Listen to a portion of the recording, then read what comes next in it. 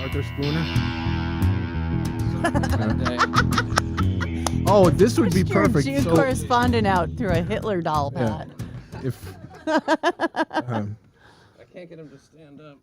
well, do we have a little subway car with a door? Because this would be the perfect Terrence Howell doll, since he's not really doing much of anything. Oh, it's not Arthur. Oh, it's the same guy as Arthur Spooner, but it's really Costanza. Frank. So he's in the train. Yeah. Well, I would make this Terrence Howell, because as you can see, he's not really moving too much. Just standing there. Watching. But he is at the pole. That's true. That's true. And then this would be... no, hang on. Don't go anywhere. Hillary.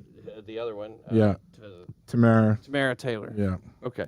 So... And those are the cops. I would rather be Jesse if you're giving me the option. Maxim Gelman. Yeah. Hitler. Yeah. So I'll be Jesse. I was wearing a suit that day. My ass wasn't sticking out, though. Sorry. All right. So you're sitting down. Okay. You guys should explain for people not familiar with it that the cops came through, hid in the conductor car, and were there the whole time. Yeah, just for people who don't know who those people are. Basically, what happened while Hitler is... Stop it, Pat. My mother is watching. She happens to be a Nazi, so a little respect.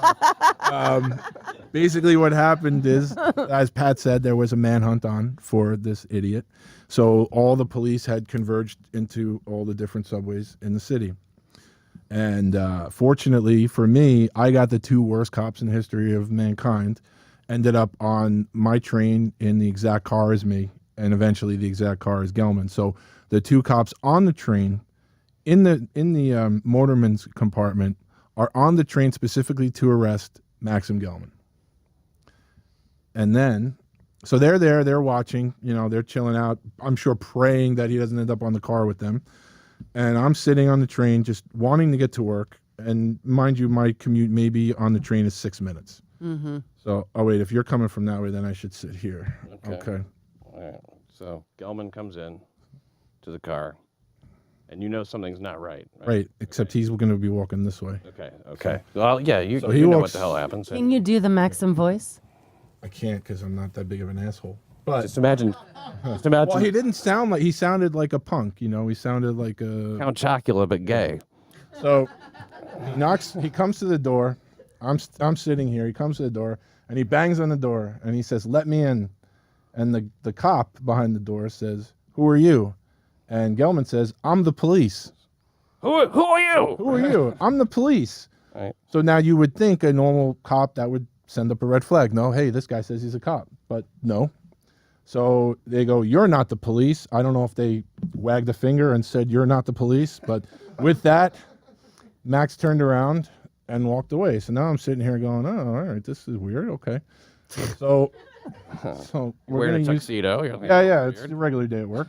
So I'll use this. So while I'm sitting here, there's a guy, and so there's a guy that now he saw the whole thing too, and now he runs up to the door, and he starts banging on the door. Except he's not threatening. He's scared shitless, and he's banging on the door, waving for the cops to come out. And they must have dropped a quarter or something because they obviously didn't see him telling them to come out.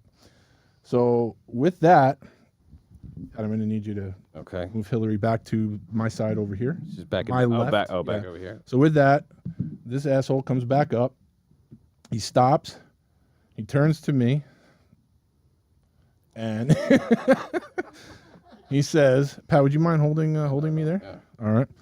And he goes behind his hand. He says, "You're going to die. You're going to die." Takes out a knife and slashes me right in the face right here.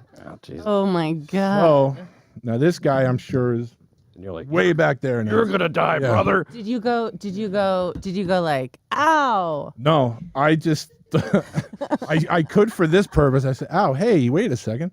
So he does that. And then I figure I have two choices. I could die or I could fight back. So my initial plan was to go for the legs because it's the easiest way, and Pat, this might come in handy on the honeymoon, to get someone down, go for the legs, right? Or Mandy, it might come in handy. Thank you. Whoever's Thank in you. charge. I'm more inclined to think it's Mandy. It is. So I originally was going to try to attempt a single leg takedown.